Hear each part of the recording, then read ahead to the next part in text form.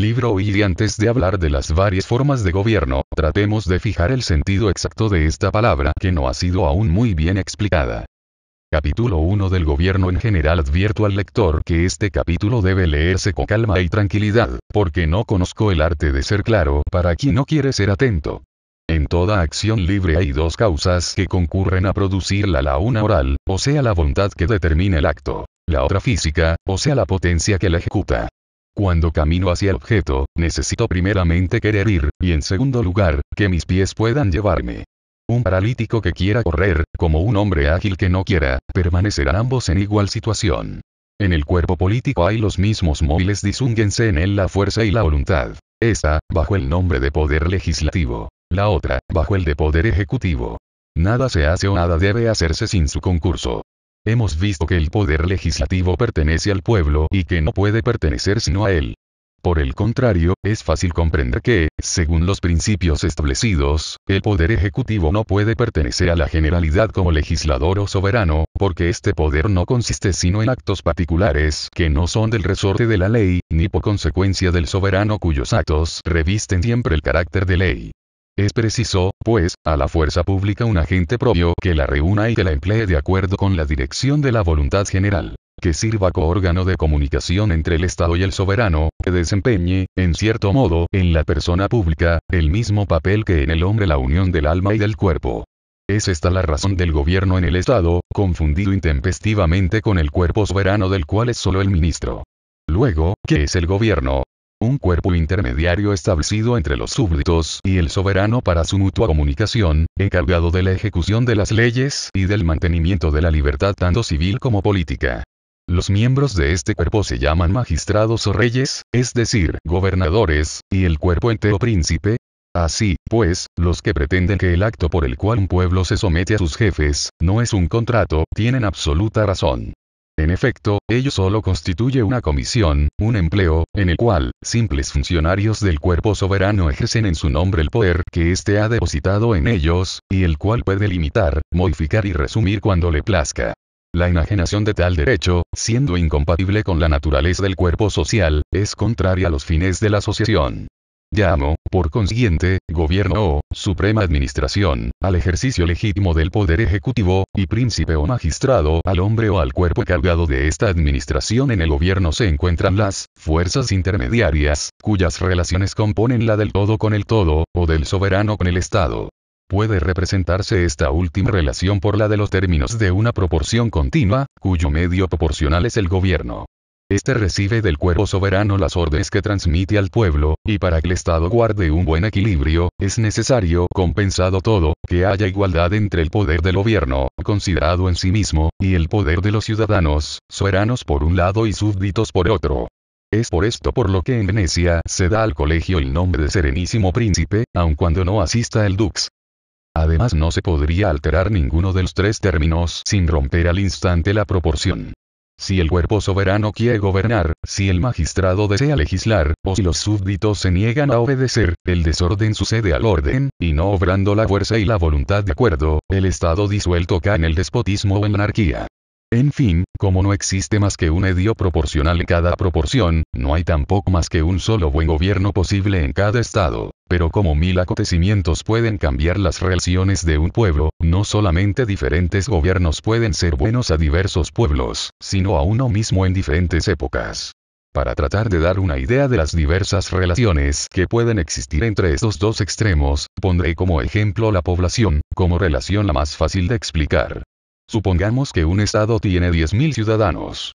El soberano no puede considerarse sino colectivamente y en cuerpo, pero cada particular, en su calidad de súbdito, es considerado individualmente. Así, el soberano es al súbdito como 10.000 a 1. Es decir, que a cada miembro del Estado, le corresponde la 10.000ª parte de la autoridad soberana, aunque esté sometido enteramente a ella. Si el pueblo se compone de 100.000 hombres, la condición de los súbditos no cambia, pues cada uno soporta igualmente todo el imperio de las leyes, en tanto que su sufragio, reducido a una 100.000ª, tiene 10 veces menos influencia en la redacción de aquellas. El súbdito permanece, pues, siendo uno, pero la relación del soberano aumenta en razón del número de individuos, de donde se deduce que, mientras más el Estado crece en población, más la libertad disminuye. Cuando digo que la relación aumenta, entiendo que se aleja de la igualdad. Así, cuanto mayor es la relación en la acepción geométrica, menor es la acepción común en la primera. La relación, considerada según la cantidad, se mide por el exponente, y en la segunda, considerada según la identidad, se estima por la semejanza. De consiguiente, cuanto menos se relacionen las voluntades particulares con la general, es decir, las costumbres y las leyes, mayor debe ser la fuerza reprimente. El gobierno, pues, para ser bueno, debe ser relativamente más fuerte a medida que la población crece. Por otra parte, proporcionando el engrandecimiento del Estado a los depositarios de la autoridad pública más medios de abusar de su poder, el gobierno debe disponer de mayor fuerza para contener el pueblo a la vez que el cuerpo soberano para contener al gobierno. No hablo aquí de una fuerza absoluta, sino de la fuerza relativa de las diversas partes del Estado. Si hubiese de esta doble relación que la proporción continua entre el soberano, el príncipe y el pueblo, no es una idea arbitraria, sino una consecuencia necesaria de la naturaleza del cuerpo político.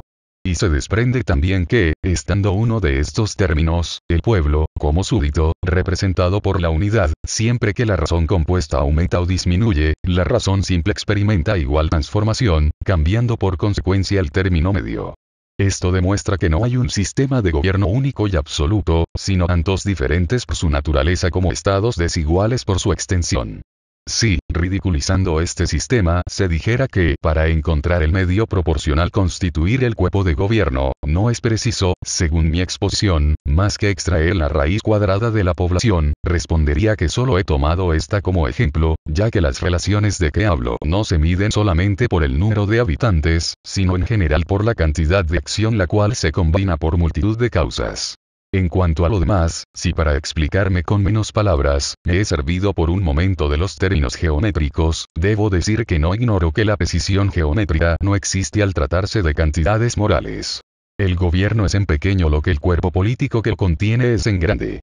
Es una persona moral dotada de ciertas facultades, activa como el soberano, pasiva como el Estado y que puede descomponerse en otras relaciones semejantes, de las cuales nace, por consecuencia, una nueva proporción, y aún otra de esta, según el orden de tribunales, hasta llegar a un término medio indivisible, es decir, a un solo jefe o magistrado supremo que puede ser representado en medio de esta progresión, como la unidad entre la serie de fracciones y la de los números. Sin embrollarnos en esta multiplicación de términos, contentémonos con considerar al gobierno como un nuevo cuerpo del Estado, distinto del pueblo y del soberano e intermediario entre el uno y el otro. Hay la diferencia esencial entre estos dos cuerpos, de que el Estado existe por sí mismo y el gobierno por el soberano. Así, la voluntad dominante del príncipe no es o no debe ser sino la voluntad general, la ley. Su fuerza, la fuerza pública concentrada en él. Tan pronto como quiera ejercer por sí mismo algún acto absoluto o independiente, la relación del todo comienza a disminuir. Si llegase, en fin, el caso de que la voluntad particular del príncipe fuese más activa que la del soberano y que para obedecer a ella, hiciere uso de la fuerza pública de que dispone, de tal suerte que estableciese, por decirlo así, dos soberanías, la una de derecho y la otra de hecho, la unión social se desvanecería y el cuerpo político quedaría disuelto. Sin embargo, para que el gobierno tenga una existencia, una vida real que le distinga del Estado, a fin de que todos sus miembros puedan obrar de acuerdo y responder al objeto para el cual ha sido instituido, es necesario un yo particular, una sensibilidad común a sus miembros, una fuerza, una voluntad propia que tienda a su conservación. Esta existencia particular supone asambleas, consejos, poder de deliberar, de resolver, derechos, títulos y privilegios que pertenezcan exclusivamente al príncipe y que hagan la condición del magistrado más honorable a medida que se hace más penosa. Las dificultades estriban en la manera de ordenar dentro del todo ese todo subalterno, de suerte que no altere la constitución general al afirmar la suya y que distinga siempre la fuerza particular destinada a su propia conservación, de la fuerza pública destinada a la conservación del Estado, y en una palabra, que esté siempre listo a sacrificar el gobierno al pueblo y no el pueblo al gobierno. No obstante de que el cuerpo artificial del gobierno sea la obra de otro cuerpo artificial, y que no tenga, en cierto modo, sino una vida prestada y subordinada, ello no impide el que pueda obrar con más o menos vigor y rapidez y gozar, por decirlo así, de una salud más o menos robusta. En fin, sin alejarse directamente del objeto de su institución, puede separarse según la manera como haya sido constituido. De todas estas diferencias nacen las relaciones varias que el gobierno debe tener con el Estado, según las accidentales y particulares por medio de las cuales este mismo Estado es modificado. Pues a menudo el mejor gobierno conviértese en el más vicioso, si sus relaciones no se alteran de conformidad con los defectos del cuerpo político al cual pertenece. Capítulo 2 del principio que constituye las diversas formas de gobierno. Para exponer la causa general de estas diferencias, es preciso distinguir aquí el príncipe del gobierno, como he distinguido antes el estado del soberano. La magistratura puede ser compuesta de un mayor o menor número de miembros. Y he dicho que la relación del soberano con los súbditos era tanto más grande cuanto más numeroso era el pueblo. Y por evidente analogía, puedo decir lo mismo del gobierno respecto de los magistrados. Ahora, siendo siempre la fuerza total del gobierno la del Estado, es invariable. De lo cual se sigue que cuanto más uso haga de esta fuerza sobre sus propios miembros, menos le queda para ejercerla sobre todo el pueblo. Luego, mientras más numerosos sean los magistrados, más débil será el gobierno. Siendo esta máxima fundamental, tratemos de explicarla lo mejor posible. Podemos distinguir en la persona del magistrado tres voluntades esencialmente diferentes: la voluntad propia del individuo, que no tiende sino a su interés particular; la voluntad común de los magistrados, que se relaciona únicamente con el bien del príncipe y que podemos llamar voluntad de corporación, la cual es general con respecto al gobierno y particular con respecto al Estado de que forma parte aquel; y la voluntad del pueblo o voluntad soberana, que es general tanto con relación al Estado considerado como el todo, como con respecto al gobierno considerado como parte del todo.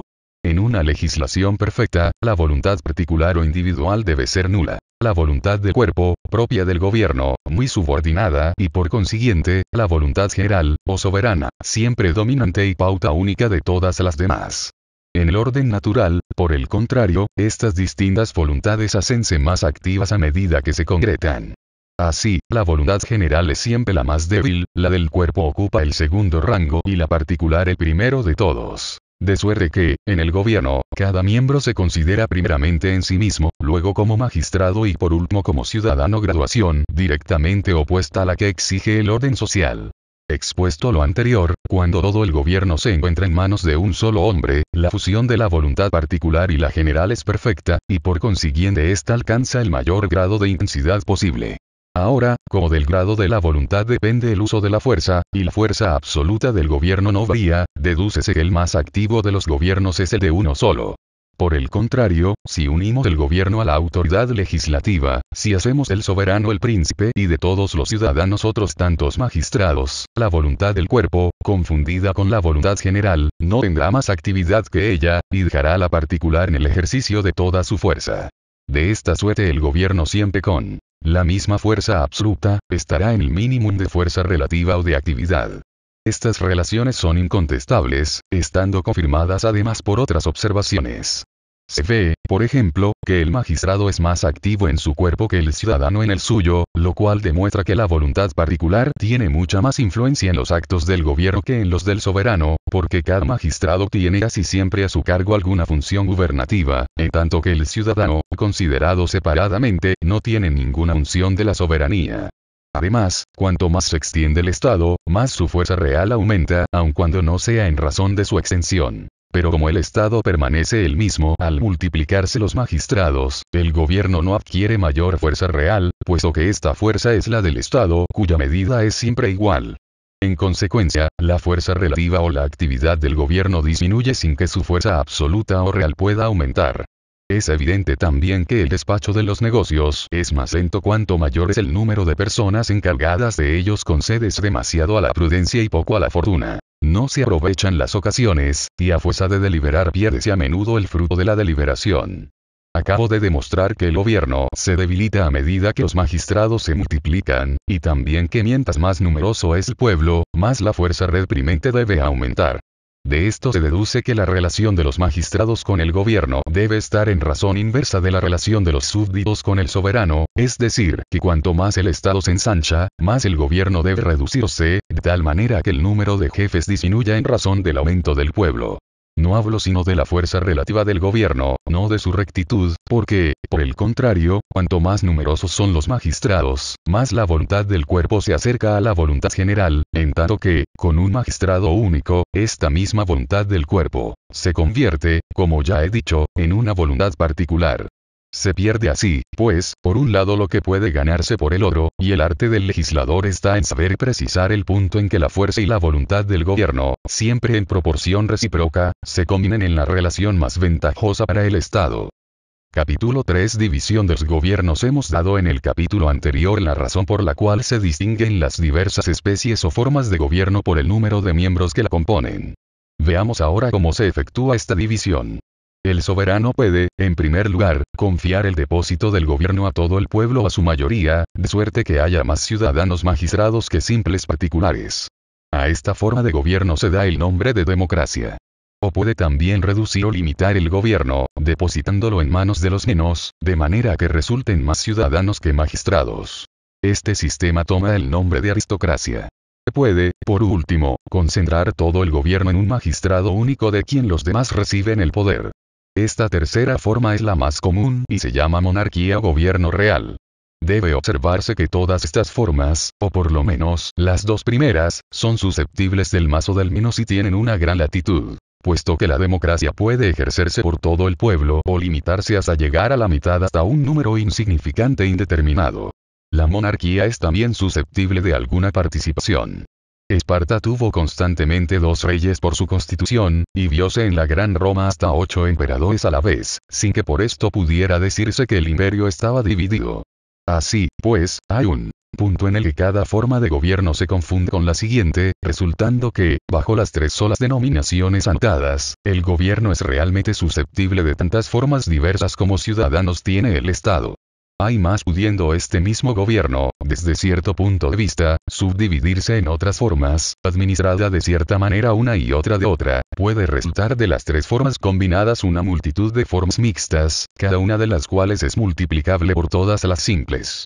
En todos los tiempos se ha disputado mucho acerca de la mejor forma de gobierno, sin considerar que cada una de ellas es la mejor en ciertos casos y la peor en otros. Sí, en los distintos estados, el número de magistrados supremos debe estar en razón inversa del de los ciudadanos, sigúese de allí que, en general, el gobierno democrático conviene a los pequeños estados, el aristocrático a los medianos y el monárquico a los grandes. Esta regla se deriva inmediatamente del principio. Mas, ¿cómo contar la multitud de circunstancias que pueden suministrar las excepciones? Capítulo 4 de la democracia. El autor de la ley sabe mejor que nadie cómo debe ser ejecutada e interpretada.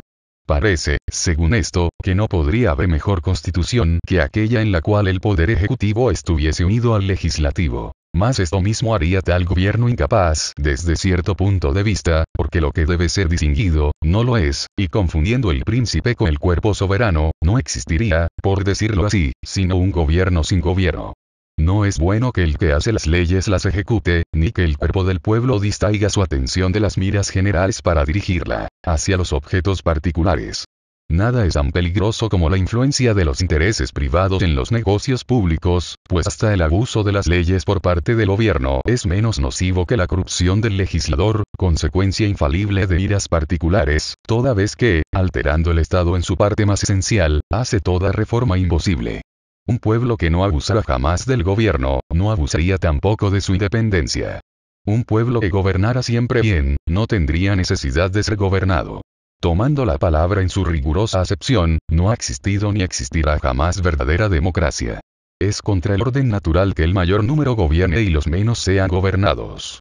No es concebible que el pueblo permanezca incesantemente reunido para ocuparse de los negocios públicos, siendo fácil comprender que no podría delegar tal función sin que la forma de administración cambie. Creo poder establecer como principio, que cuando las funciones del gobierno están divididas entre muchos tribunales, los menos numerosos adquieren tarde o temprano la mayor autoridad, aun cuando no sea más que por razón de facilidad para despachar los negocios. Además, cuántas cosas difíciles de reunir nos pone este gobierno. Primeramente, un estado muy pequeño en donde se pueda reunir el pueblo y en donde cada ciudadano pueda sin dificultad conocer a los demás. En segundo lugar, una gran sencillez de costumbres que prevenga o resuelva con anticipación la multitud de negocios y de deliberaciones espinosas. Luego mucha igualdad de los rangos y en las fortunas, sin lo cual la igualdad de derechos y de autoridad no podría subsistir mucho tiempo. Y por último, poco o ningún lujo, pues este, hijo de las riquezas, corrompe tanto al rico como el pobre, al uno por la posesión y al otro por la codicia. Entrega la patria a la molicie, a la vanidad, y arrebata al Estado todos los ciudadanos para esclavizarlos, sometiendo unos al yugo de otros y todos a la opinión. He aquí el por qué un autor célebre ha dado por fundamento a la república la virtud, sin la cual estas condiciones no podrían subsistir, pero por no haber hecho las distinciones necesarias, este genio ha carecido a menudo de precisión, en ocasiones de claridad, y no ha visto que, siendo la autoridad soberana en todas partes la misma, el mismo fundamento debe ser el de todo Estado bien constituido, más o menos, es cierto, según la forma de gobierno.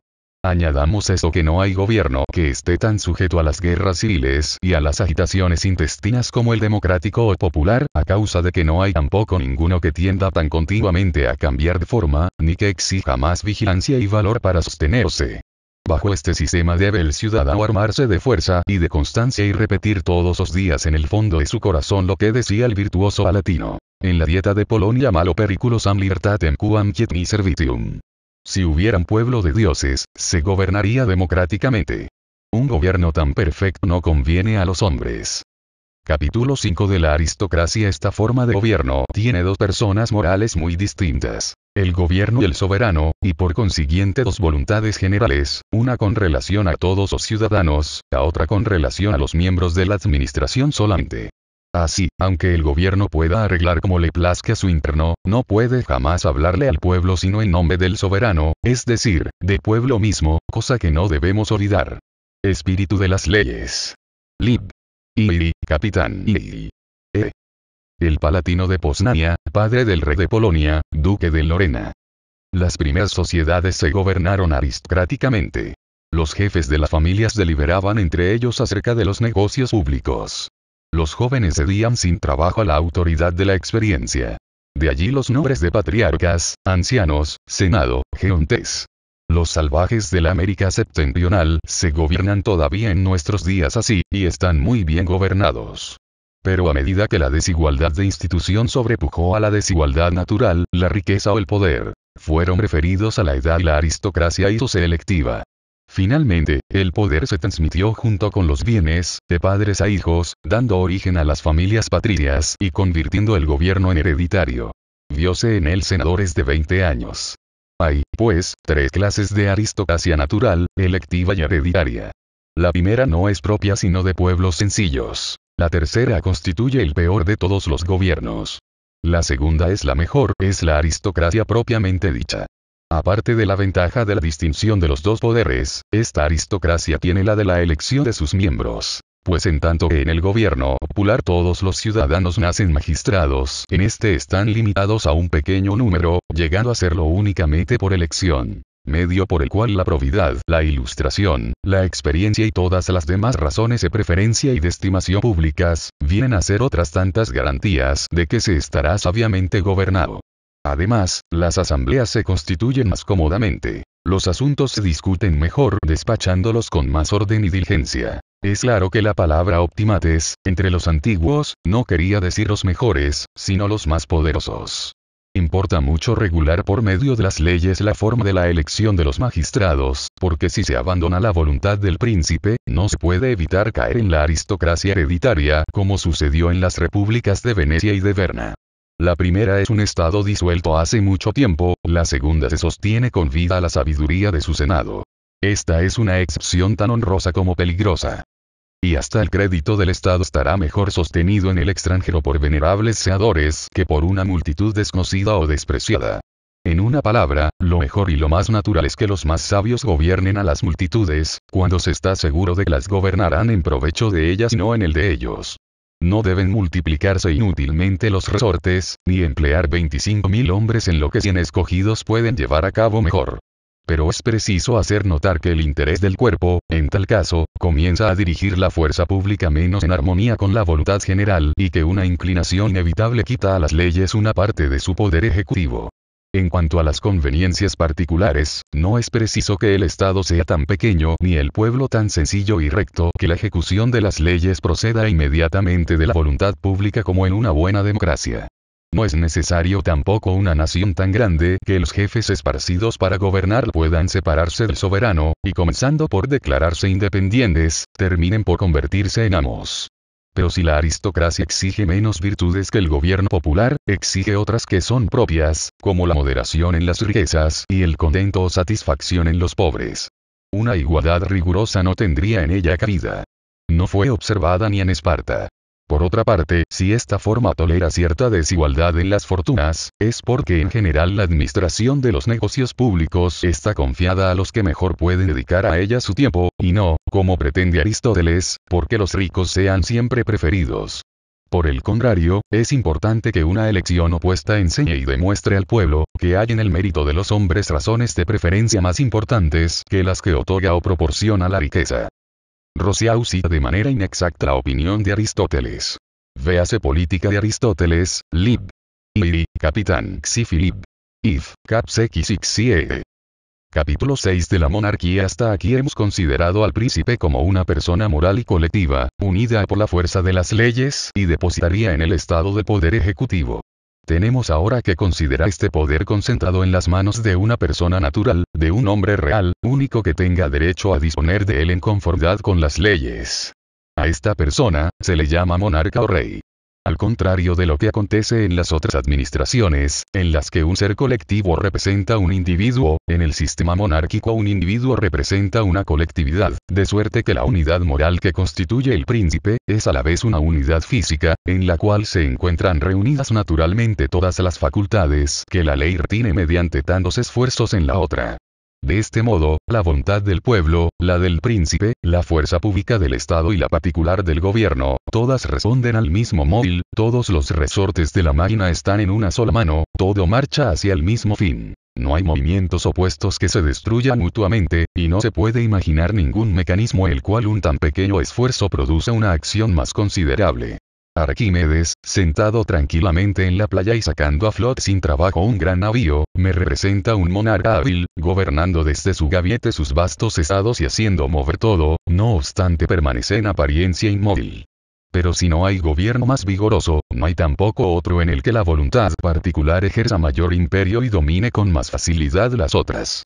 Todo tiende hacia el mismo fin, es cierto, pero este no es el de la felicidad pública, y la fuerza misma de la administración se cambia sin cesar en perjuicio y con detrimento del Estado.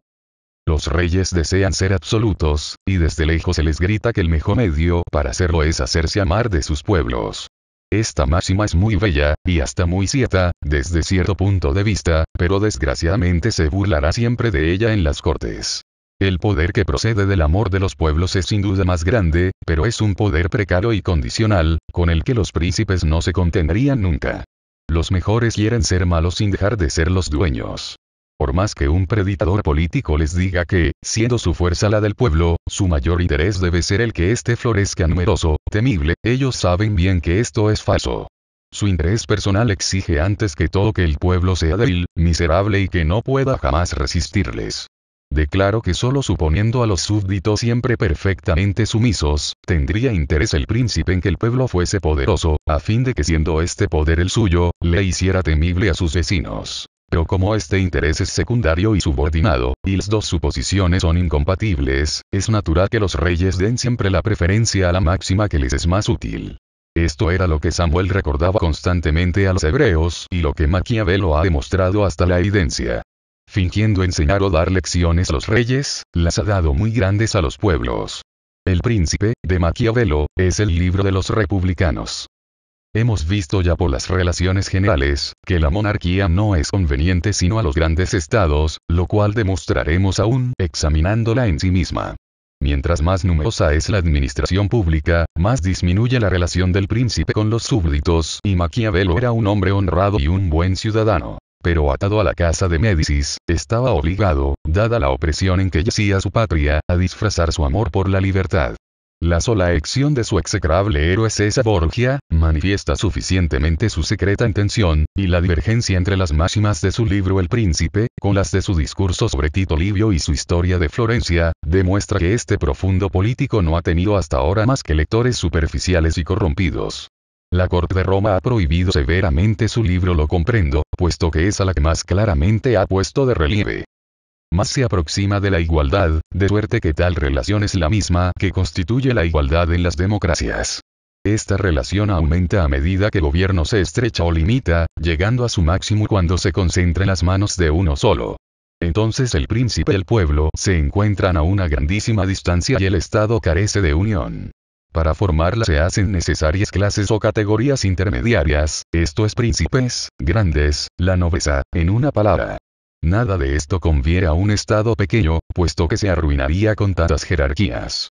Si es difícil gobernar un gran Estado, la dificultad es aún mayor siéndolo por un solo hombre, y todos saben lo que acontece cuando el rey se da sustitutos. Un defecto esencial e inevitable que hará siempre inferior el gobierno monárquico al republicano, es que en este el voto popular casi siempre lleva a los primeros puestos a hombres esclarecidos y capaces, que hacen honor a sus cargos, en tanto que los que surgen en las monarquías, no son a menudo sino chismosos, bribonzuelos e intrigantes, talentos mediocres que una vez elevados a las altas dignidades de la corte, no sirven sino para demostrar al público su ineptitud.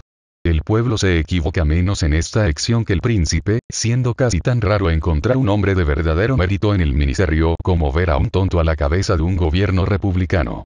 Así, cuando por una feliz casualidad, uno de esos hombres nacido para gobernar, toma las riendas del gobierno en una monarquía casi arruinada por esa turba de administradores, queda uno sorprendido de los recursos que encuentra hasta tal punto, que su periodo forma época en el país. Para que un Estado monárquico pueda ser bien gobernado, necesita que su grandeza o extensión esté en relación con las facultades del que gobierna. Es más fácil conquistar que regir los destinos de una nación. Con una palanca suficiente, puédese con un dedo levantar el mundo, pero para sostenerle son necesarias las espaldas de un Hércules. Por pequeño que sea un Estado, el príncipe es casi siempre más pequeño.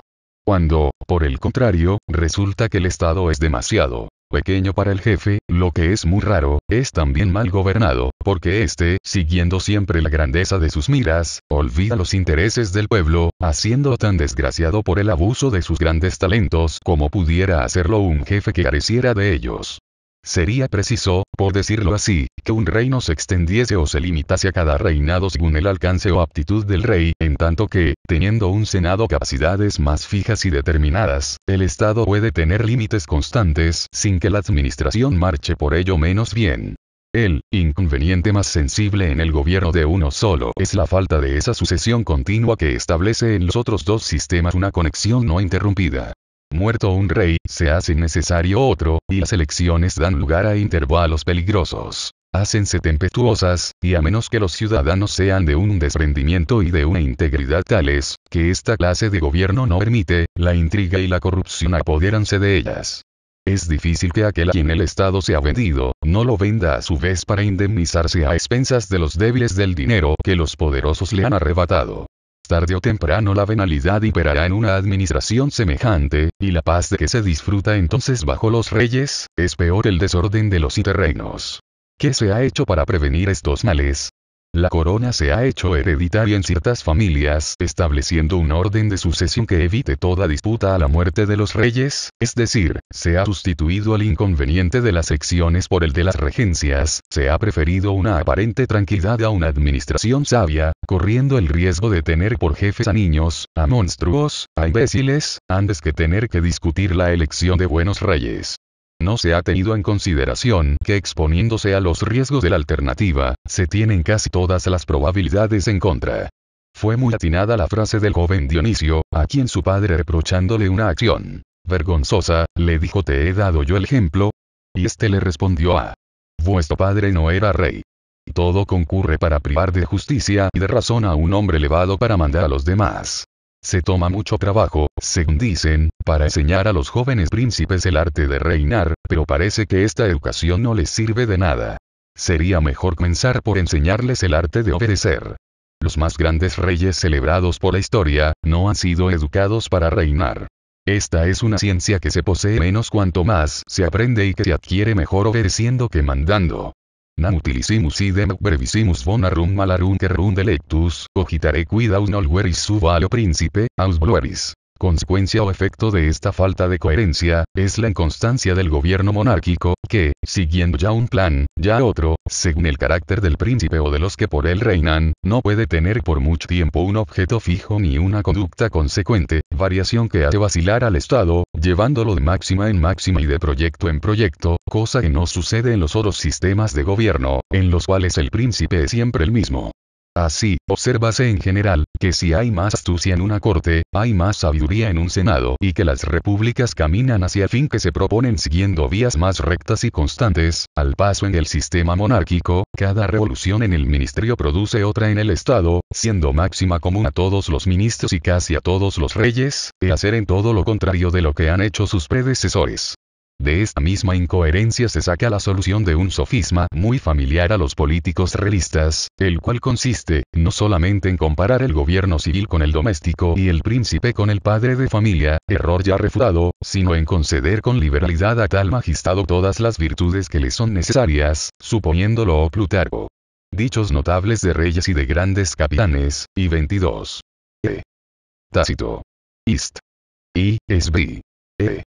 Considerándolo siempre como lo que debía ser, su posición con ayuda de la cual el gobierno monárquico resulta evidentemente preferible a todos los demás, puesto que es incontestablemente el más fuerte, y el cual sería también el mejor si no careciera, como carece, de una voluntad de cuerpo más en conformidad con la voluntad general. Pero sí, según Platón, el rey por naturaleza es un personaje tan raro, ¿cuántas veces la naturaleza y la fortuna concurren a coronarlo? Y si la educación regia corrompe necesariamente a los que la reciben, ¿qué debe esperarse de una serie de hombres educados para reinar? Es, pues, querer engañarse, confundir el gobierno real con el de un buen rey. Para saber lo que es este gobierno en sí mismo, es preciso considerarlo en manos de príncipes estúpidos o perversos, porque, o lo son al subir al trono o el trono los convertirá en tales. Estas dificultades no se han escapado a nuestros autores, pero ellas no les han servido de obstáculo. El remedio, dicen, es obedecer sin murmurar. Dios en su cólera nos da malos reyes, luego hay que sufrirlos como castigo del cielo. Este razonamiento es edificante sin duda, pero no sé si convendría mejor emplearlo en el púlpito que en un libro de política. ¿Qué diríamos de un médico que prometiendo hacer milagros, todo su arte consiste en exhortar a sus enfermos la paciencia? Se sabe que cuando se tiene un mal gobierno hay que sufrirlo. La cuestión estriba en encontrar uno bueno. Capítulo 7 de los gobiernos mixtos. Para hablar con propiedad, no hay gobierno cuya forma sea simple. Es necesario que un jefe único tenga magistrados subalternos, y que un gobierno popular tenga un jefe. Así, en la participación del poder ejecutivo, existe siempre una graduación del mayor al menor número, con la diferencia de que tan pronto el mayor depende del menor, como tan pronto este de aquel. Algunas veces la participación es igual, ya sea cuando las partes constitutivas están en una dependencia mutua, como en el gobierno de Inglaterra, ya cuando la autoridad de las partes es, aunque de manera imperfecta, independiente una de la otra, como en Polonia. Esta última forma es mala, porque no hay unidad en el gobierno y porque el Estado carece de enlace o cohesión. ¿Cuál de los dos sistemas de gobierno es el mejor, el simple o el mixto? Cuestión está muy debatida entre los políticos y a la cual es preciso dar la misma respuesta que he dado con respecto a todas las demás formas de gobierno. El sistema simple es el mejor por el hecho mismo de ser simple. Pero cuando el poder ejecutivo no depende lo bastante del legislativo, es decir, cuando la relación del príncipe con el cuerpo soberano es mayor que la del pueblo con el príncipe, es necesario remediar esta proporción dividiendo el gobierno, de suerte que todas sus partes tengan igual autoridad sobre los súbditos y que la división las haga en conjunto menos fuertes contra el soberano. Evítase también el mismo inconveniente nombrando magistrados intermediarios que, dejando intacto al gobierno, sirvan únicamente para equilibrar los dos poderes manteniendo sus respectivos derechos. Entonces el gobierno no es mixto, sino templado. Puede remediarse el inconveniente contrario por medios semejantes, erigiendo tribunales para concentrar el gobierno cuando tiene demasiada extensión. Esta práctica es de uso corriente en las democracias. En el primer caso, se divide el gobierno para debilitarlo y en el segundo para fortalecerlo, porque el máximum de fuerza y de debilidad se encuentra igualmente en las formas simples, en tanto que las mixtas producen una fuerza mediana. Capítulo 8. No toda forma de gobierno es propia a todo país, no siendo la libertad fruto de todos los climas, no está por tanto al alcance de todos los pueblos. Cuanto más se medita sobre este principio establecido por Montesquieu, más se penetra uno de su realidad. Mientras más en duda se pone, más ocasiones se presentan para confirmarlo con nuevas pruebas. En todos los gobiernos del mundo, la persona pública consume y no produce nada. ¿De dónde, pues, saca la sustancia que consume? De trabajo de sus miembros. Lo superfluo para los particulares constituye lo necesario para el público, de lo cual se sigue que el Estado civil no puede subsistir sino en tanto que el trabajo de los individuos produzca más de lo que exigen sus necesidades. Ahora, este excedente no es el mismo en todos los países. En muchos es considerable, en otros mediocre, nulo en algunos y negativo en varios. Esta relación depende de la fertilidad del clima, de la clase de trabajo que la tierra exige, de la naturaleza de sus producciones, de la fuerza de sus habitantes, de la mayor o menor consumación y de muchas otras relaciones semejantes. Por otra parte, todos los gobiernos no son tampoco de igual naturaleza. Los hay más o menos voraces, fundándose las diferencias en el principio de que, mientras más se alejan las contribuciones de su origen, tanto más onerosas son. Su medida no debe hacerse por la cantidad, sino por el camino que tienen que recorrer para volver a las manos de donde han salido. Cuando esta circulación es pronta y bien establecida, poco o mucho que el pueblo pague, es siempre rico y las finanzas marchan bien. Cuando por el contrario, por poco que el pueblo dé, este poco no vuelve a sus manos. Dando continuamente, pronto se arruina el Estado, no es nunca rico y el pueblo es siempre pobre. Sigüese esto que los tributos son más onerosos a medida que la distancia entre el pueblo y el gobierno aumenta. Así resulta que en la democracia el pueblo está menos cargado de contribuciones, en la aristocracia más, y en la monarquía soporta el máximo. La monarquía no conviene, pues, sino a las naciones opulentas, la aristocracia a los estados mediocres en riqueza y la democracia a los pequeños y pobres. Cuanto más se reflexiona, en efecto, mejor se descubre la diferencia en esto entre los estados libres y los monárquicos. En los primeros, todo se emplea en provecho común. En los segundos, las fuerzas públicas y las particulares son recíprocas, y por consiguiente, las unas aumentan con detrimento de las otras. En fin, en vez de gobernar a los súbditos para hacerlos dichosos, el despotismo los hace miserables para gobernarlos. Se ve, pues, que en cada clima existen causas naturales que pueden servir norma para establecer la forma de gobierno adecuada y hasta para decir qué clase de habitantes debe tener. Los terrenos ingratos y estériles cuyo producto no compensa el trabajo, deben ser habitados por pueblos bárbaros, porque toda política en ellos sería imposible. Los lugares en donde el exceso de la producción es mediano, conviene a los pueblos libres, y aquellos cuyo terreno abundante y fértil produce mucho con poco trabajo, demandan ser gobernados monárquicamente para que el lujo del príncipe consuma el exceso de lo superfluo para los súbditos, porque vale más que este exceso sea absorbido por el gobierno que disipado por los particulares. Hay excepciones, lo sé, pero estas confirman la regla, produciendo tarde o temprano revoluciones que restablecen el orden natural de las cosas. Distingamos siempre las leyes generales de las causas particulares que pueden modificar el efecto de aquellas. Aun cuando todo mediodía fuese cubierto de estados republicanos y de despóticos el norte, no sería por ello menos cierto que, por los efectos del clima, el despotismo conviene a los climas cálidos, la barbarie a los países fríos, y la buena política a las regiones intermediarias.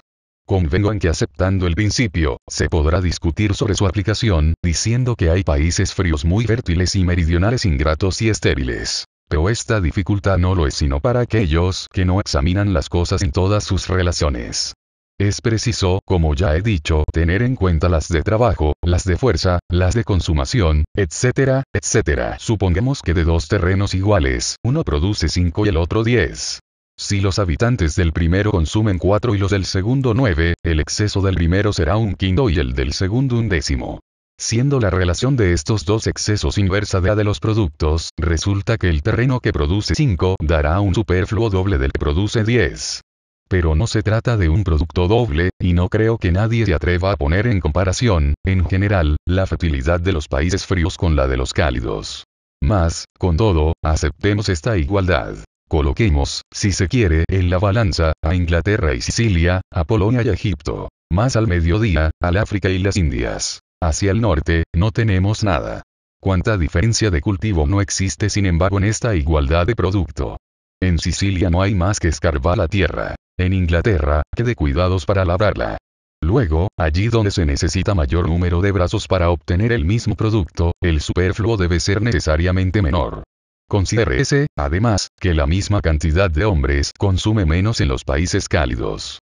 El clima exige la sobriedad y la moderación para poder gozar de salud. Los europeos que quieren vivir en esos países como viven en el suyo perecen todos de disentería e indigestión. Somos, dice Chardin, bestias carníceras, lobos, comparados con los asiáticos. Algunos atribuyen la sobriedad de los persas a la escasez de cultivo de su país, y yo creo, por el contrario, que el país es menos abundante porque sus habitantes necesitan menos. Si su frugalidad, continúa Chardin, fuese efecto de la carecia del país, solo los pobres comerían poco, cuando generalmente, es todo el mundo. También se comería más o menos en determinadas provincias según la fertilidad del suelo, en tanto que la sobriedad es igual en todo el reino. Ellos están muy satisfechos de su manera de vivir, diciendo que basta solo mirar en su tez para reconocer que es superior a la de los cristianos. En efecto, la tez del persa es lisa, fina y tersa, mientras que la de los armenios, sus súbditos, que viven a la europea, es áspera y rojiza y sus cuerpos gruesos y pesados. Cuanto más próximos están de la línea ecuatorial de menos viven los pueblos.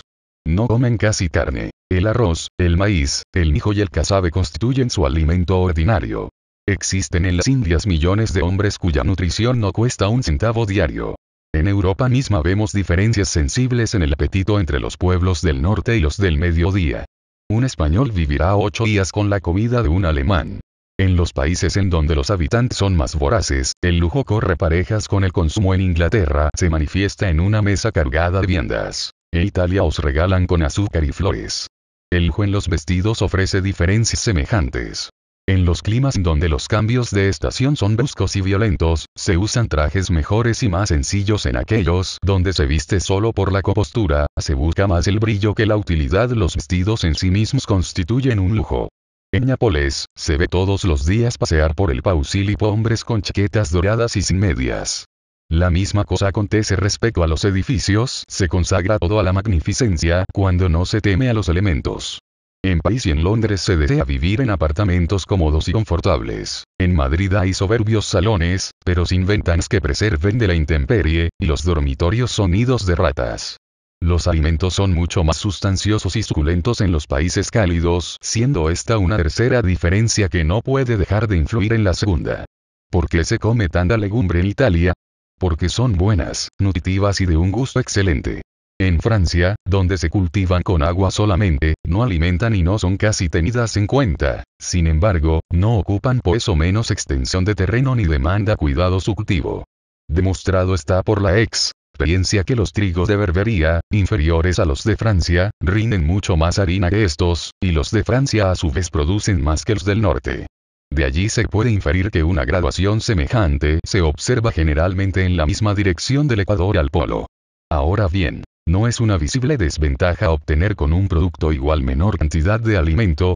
A estas diferentes observaciones puedo añadir otra que se deriva de ellas y que las confirman, y es que los países cálidos tienen menos necesidad de población que los fríos, pudiendo sin embargo alimentar más que estos, lo cual produce un superfluo doble siempre en ventaja del despotismo.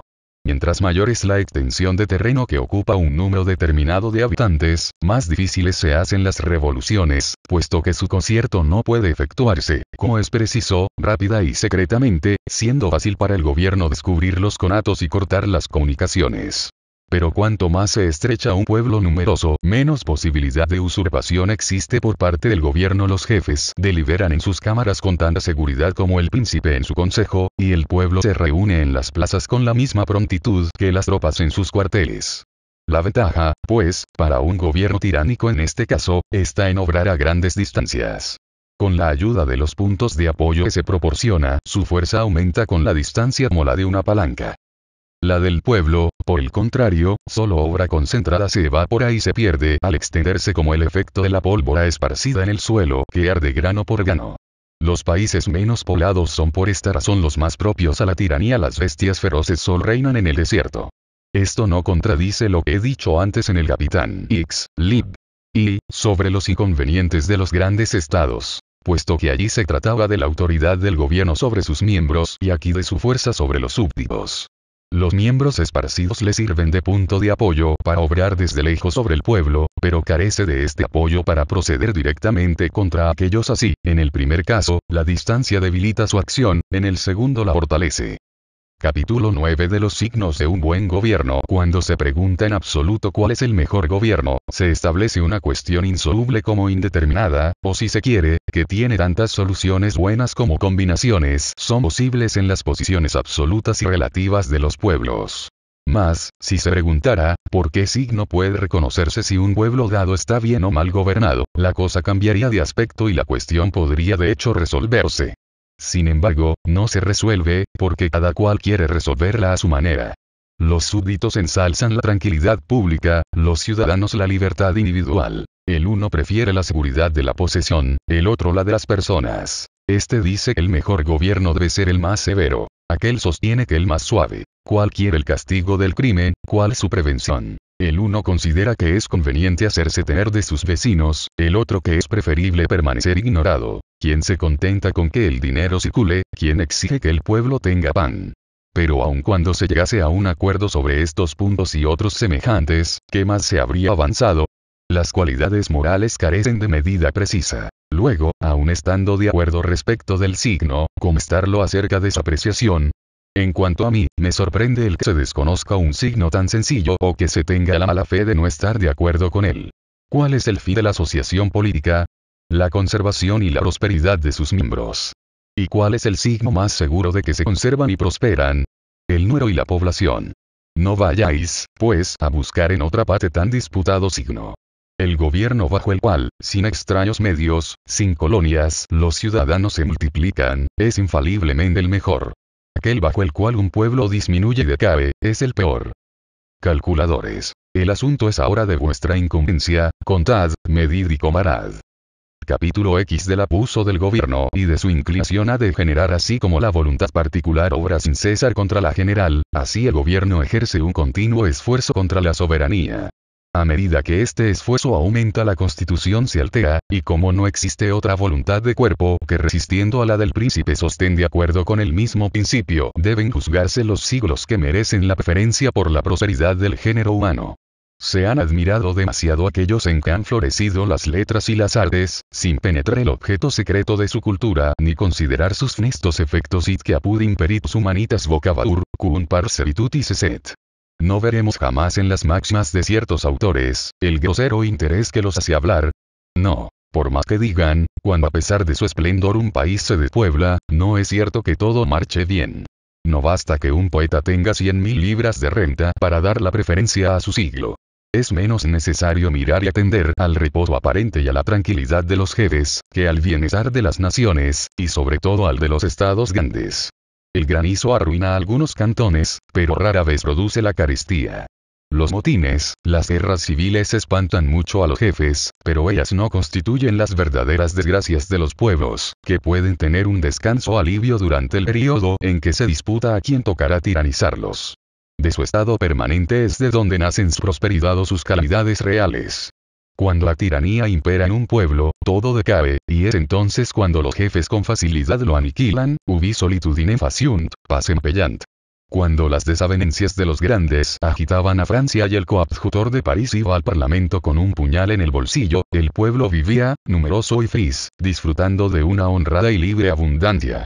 En otros tiempos Grecia floreció en el seno de las guerras más crueles, la sangre corría a mares y, sin embargo, el país permanecía cubierto de hombres. Parecía, dice Maquiavelo, que en medio de los asesinatos, de las proscripciones y de las guerras civiles nuestra república adquiría mayor poderío la virtud de sus ciudadanos, sus costumbres, su independencia, tenía más efecto para fortalecerla que todas sus disensiones para debilitarla. Las vicisitudes fortifican las almas. La especie prospera más a la sombra de la libertad que al abrigo de la paz. El equilibrio, resulta que tarde o temprano está oprimida aquella rompiendo el contrato social. Tal es el vicio inherente e inevitable que, desde la aparición del cuerpo político tiende sin descanso a destruirle, como la vejez y la muerte destruyen al fin el cuerpo humano. Existen dos vías o medios generales por los cuales un gobierno degenera, a saber cuando se concentra o cuando el Estado se disuelve. El gobierno se concentra cuando pasa del gran número al pequeño, es decir, de la democracia a la aristocracia y de esta a la monarquía. Esta es su inclinación natural. Si retrogradase del pequeño número al grande, podría decirse que su intensidad se relaja, pero este progreso inverso es imposible. No faltará quien me objete como ejemplo la República Romana, que se dirá, un camino contrario, pasando de la monarquía a la aristocracia y de esta a la democracia. Yo no opino así. La primera forma de gobierno que estableció Rómulo, fue mixta, la cual generó muy en breve en despotismo. Por causas particulares, el Estado pereció antes de tiempo, como muere un recién nacido antes de haber alcanzado la edad de la razón. La expulsión de los tarquinos fue la verdadera época del nacimiento de la República, pero no adquirió desde su comienzo una forma constante, puesto que la obra quedó a medias al no abolir el patriciado. De esta manera, la aristocracia hereditaria, que es la peor de las administraciones legítimas, permaneció en conflicto constante con la democracia, y la forma del gobierno, siempre incierta y vacilante, no se hizo estable, como lo ha probado Maquiavelo, hasta el establecimiento de los tribunados, época en que hubo verdadero gobierno democrático. En efecto, el pueblo entonces, la formación lenta y el progreso de la República de Venecia en sus lagunas ofrecen un ejemplo notable de esta sucesión, siendo muy sorprendente que después de más de 1200 años los venecianos parezcan estar aún en la segunda época, que comenzó con el Serrardi Concilio en 1198. En cuanto a los antiguos duques que se les reprocha, a pesar de todo lo que diga el Esquitinio della Libertà Veneta, está probado que no fueron sus soberanos. Era no solo soberano, sino gobernante y juez. El Senado no era más que un tribunal subordinado para moderar y concentrar el gobierno, y los cónsules mismos, aunque patricios, magistrados y supremos generales en la guerra, solo tenían en Roma el carácter de presidentes del pueblo. Desde entonces se vio al gobierno obedeciendo a su inclinación natural y tendiendo resueltamente hacia la aristocracia. Aboliéndose el patriciado de por sí, la aristocracia dejó de existir en el cuerpo de los patricios, como existe en Venecia y en Génova, y se introdujo en el Senado, compuesto de estos y de plebeyos, y aún en el cuerpo de los tribunos, cuando estos comenzaron a usurpar el poder activo. Las palabras no significan nada en el asunto, pues cuando el pueblo tiene jefes que gobiernan por él, llámeseles como se quiera, es siempre una aristocracia. Del abuso de la aristocracia nacieron las guerras civiles y el triunvirato. Sila, Julio César, Augusto, fueron verdaderos monarcas. Al fin, bajo el despotismo de Tiberio, el Estado se disolvió. La historia romana no desmiente el principio por mí establecido, lo confirma. En efecto, el gobierno no cambia jamás de forma sino cuando, gastados sus resortes, queda demasiado débil para conservar la que tiene. Ahora, si se relajase aún extendiéndose, su fuerza vendríase completamente nula y menos podría subsistir. Es preciso, pues, dar cuerda a los resortes a medida que se aflojan o ceden. De otra suerte el Estado se arruina.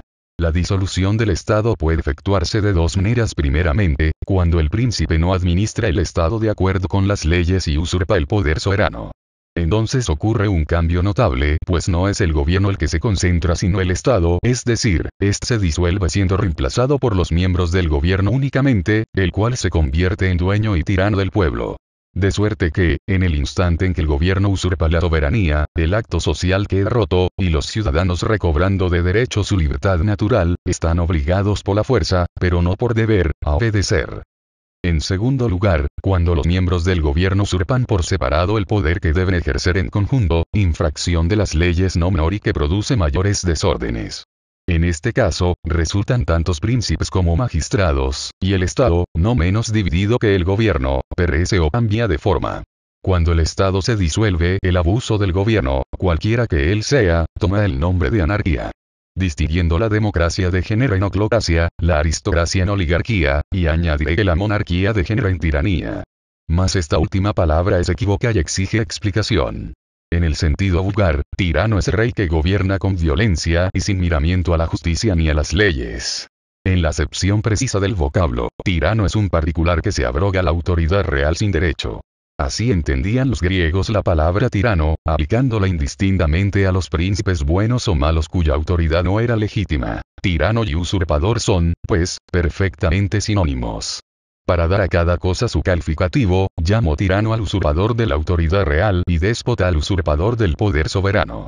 El tirano es el que se ingiere contra las leyes a gobernar según ellas. El déspota, el que las pispea.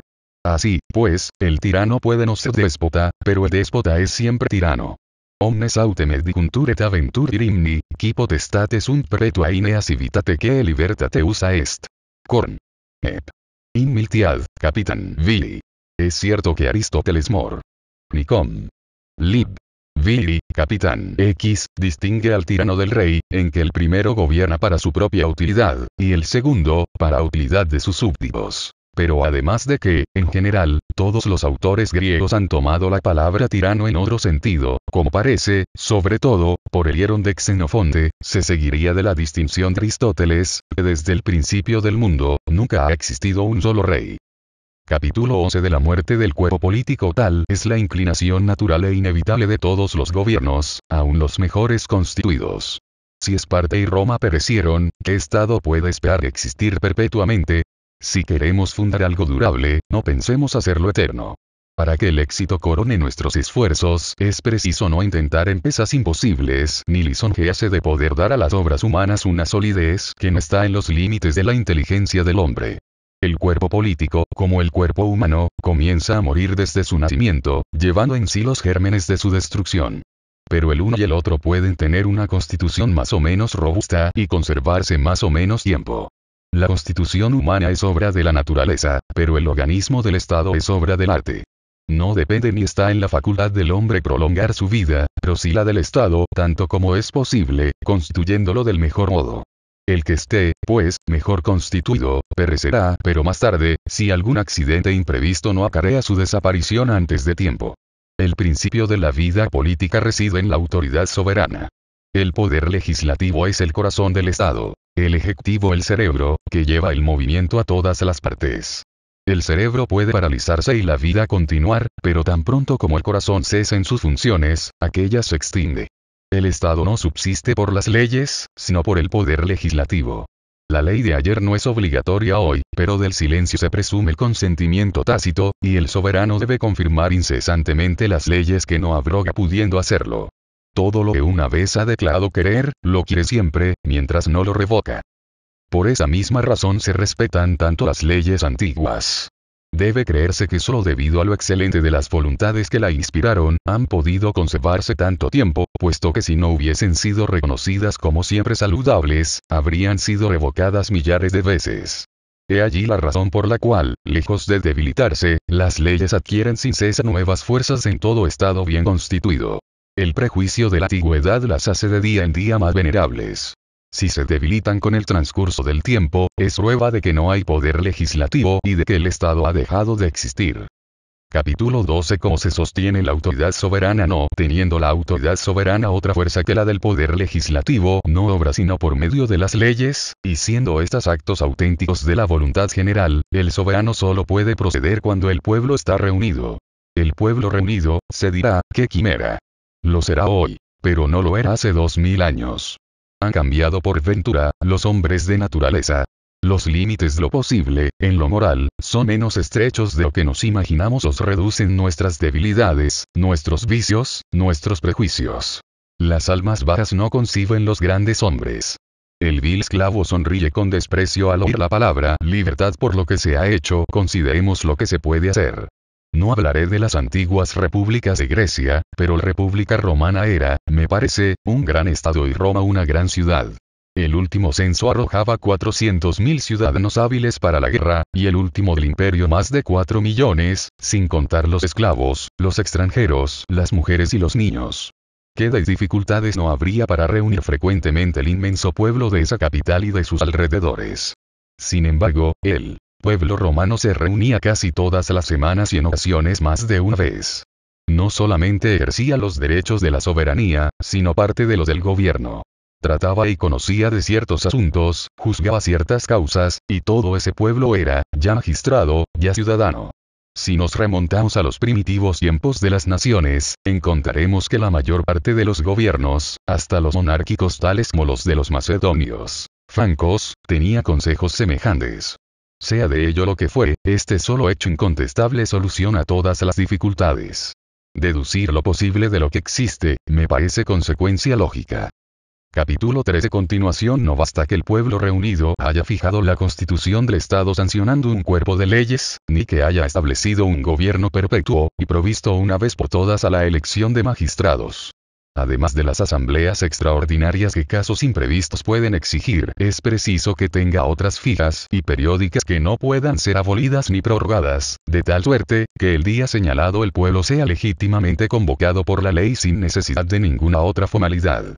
Pero, fuera de esas asambleas jurídicas de fecha fija, toda otra en que el pueblo no haya sido convocado por los magistrados nombrados al efecto y según las formas prescritas, debe tenerse por ilegítima, y por nulo todo lo que en ella se haga, porque la orden misma de reunirse debe emanar de la ley.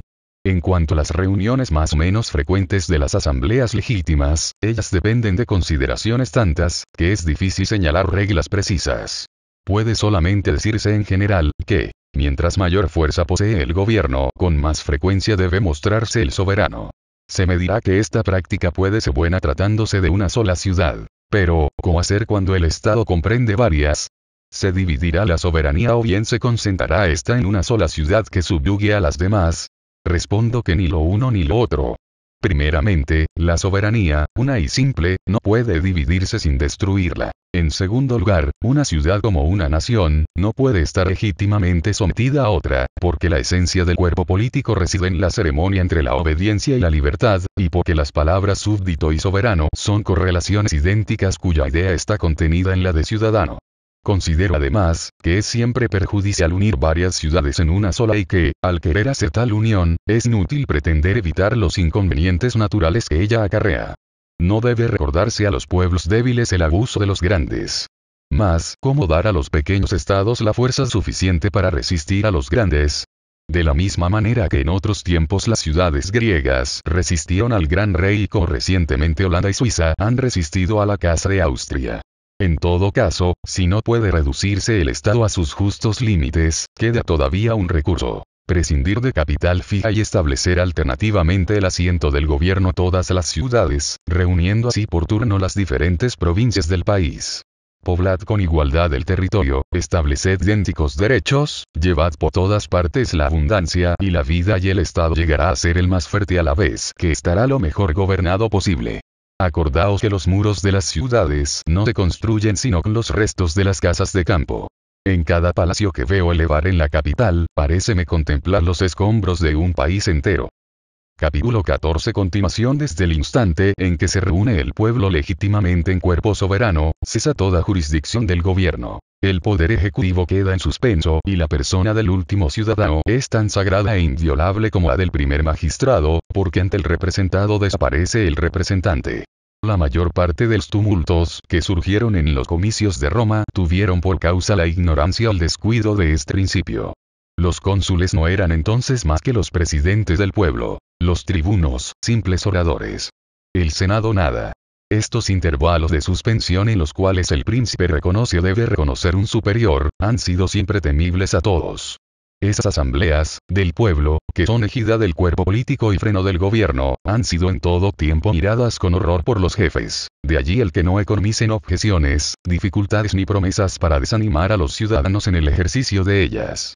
Cuando estos son avaros, viles o pusilánimes, más amantes del reposo que de la libertad, no resisten por mucho tiempo los esfuerzos redoblados de gobierno, siendo así como la fuerza resistente, que aumenta sin cesar, hacia el fin desaparecer la soberanía y caer y crecer la mayor parte de las ciudades prematuramente.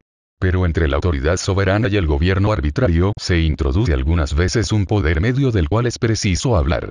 Más o menos, según el sentido que se da a esta palabra el Parlamento de Inglaterra. La semejanza de estos cargos, hubiera puesto en conflicto a los cónsules y a los tribunos, aun cuando hubiese sido suspendida toda jurisdicción. Capítulo 15. De los diputados o representantes. Tan pronto como el servicio público deja de constituir el principal cuidado de los ciudadanos, prefiriendo prestar sus bolsas a sus personas, el Estado está próximo a su ruina. Si es preciso combatir en su defensa, pagan soldados y quedan en casa. Si tienen que asistir a la asamblea, nombran diputados que los reemplacen. A fuerza de pereza y de dinero, tienen ejército para servir a la patria y representantes para venderla. El tráfico del comercio y de las artes, el ávido interés del lucro, la molicie y el amor a las comodidades, sustituyen los servicios personales por el dinero. Sucede una parte de la ganancia para aumentarla con más facilidad. Dad dinero y pronto estaréis entre cadenas. La palabra finance, es palabra de esclavos. Los ciudadanos la desconocen. En un país verdaderamente libre, estos hacen todo de por sí, y lejos de pagar por exonerarse de sus deberes, antes pagarían por cumplirlos. Yo no profeso ideas vulgares, considero las jornadas de trabajo de los tiempos del feudalismo menos contrarias a la libertad que los impuestos. Cuanto mejor constituido está un Estado, más superioridad tienen los negocios públicos sobre los privados, que disminuyen considerablemente, puesto que suministrando la suma de bienestar común una porción más cuantiosa al de cada individuo necesita buscar menos en los asuntos particulares.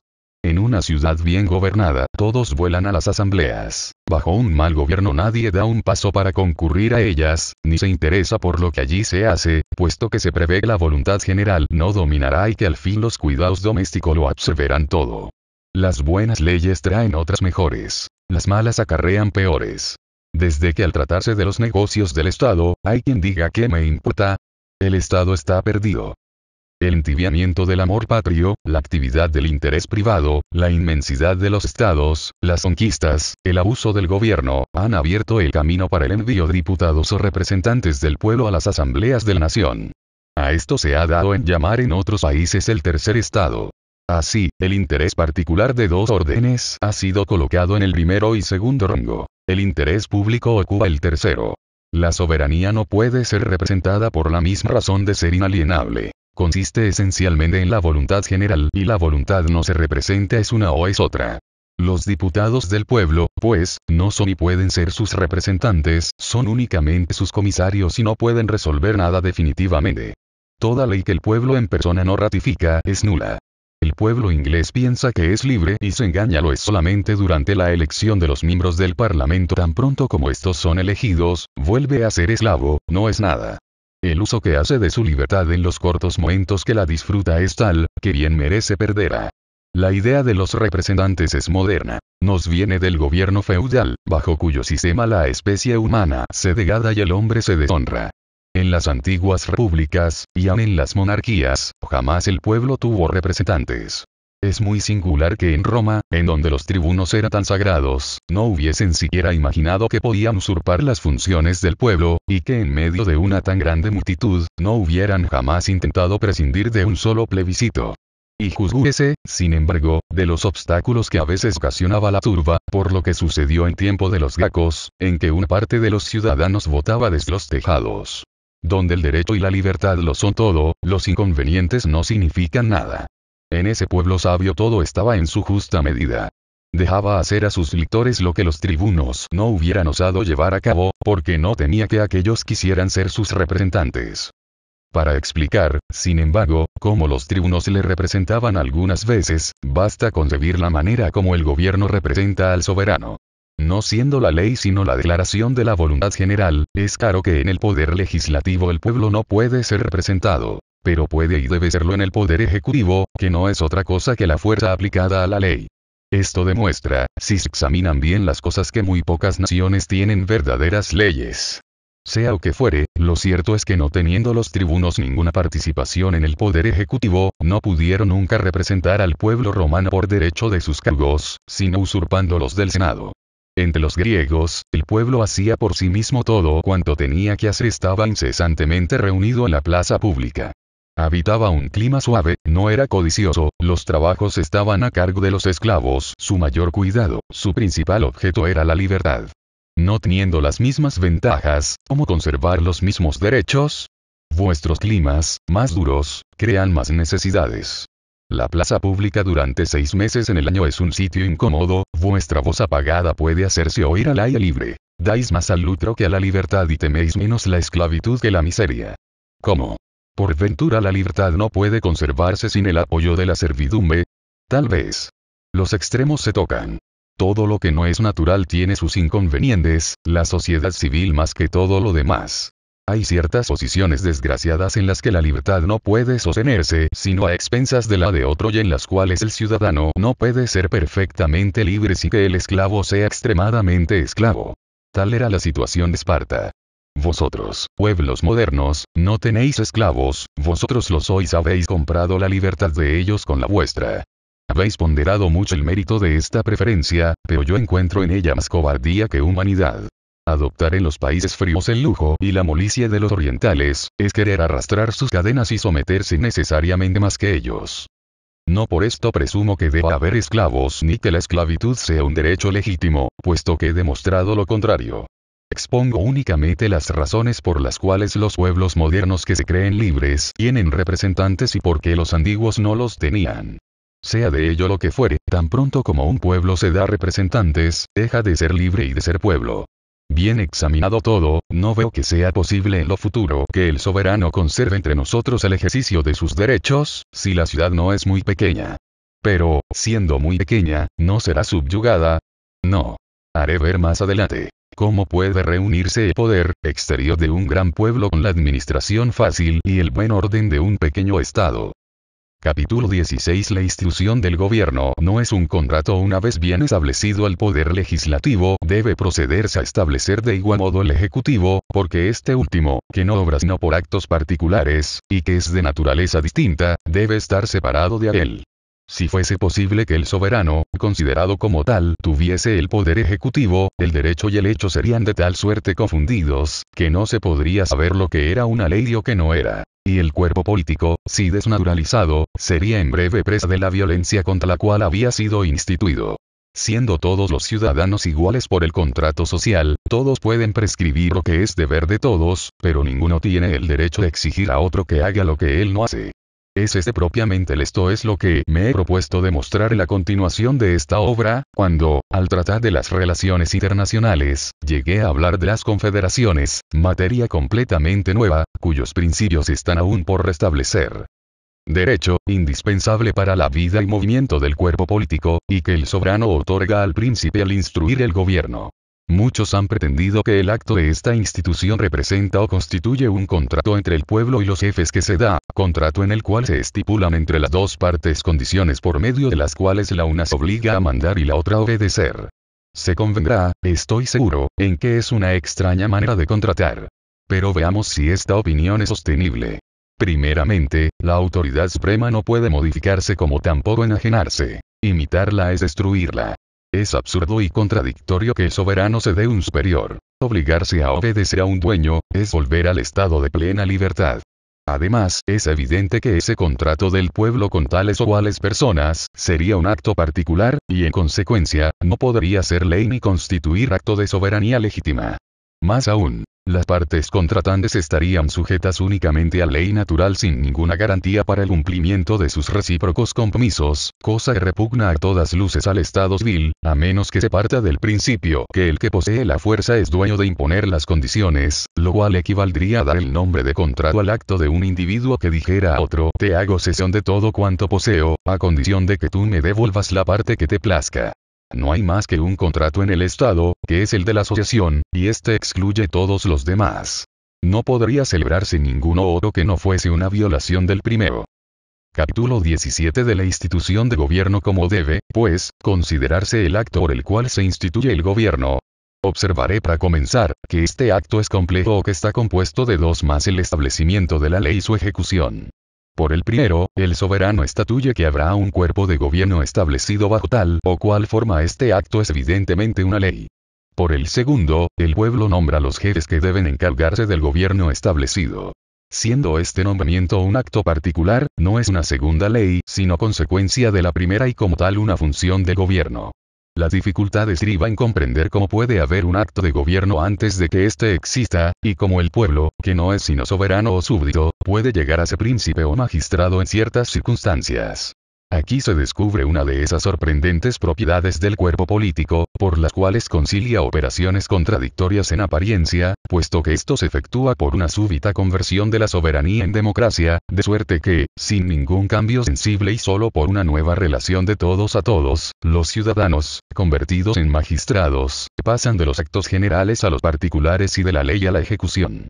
Este cambio de relación no es una sutileza de investigación sin ejemplo. En la práctica sucede todos los días en el Parlamento inglés, cuya Cámara Baja, en determinadas ocasiones, se convierte en gran comité para facilitar las deliberaciones, transformándose así de Corte Suprema, en simple comisión, de tal suerte que se da cuenta a sí misma como Cámara de los Comunes de lo que acaba de resolver como Gran Comité, y delibera de nuevo bajo un título lo que ya ha resuelto bajo otro.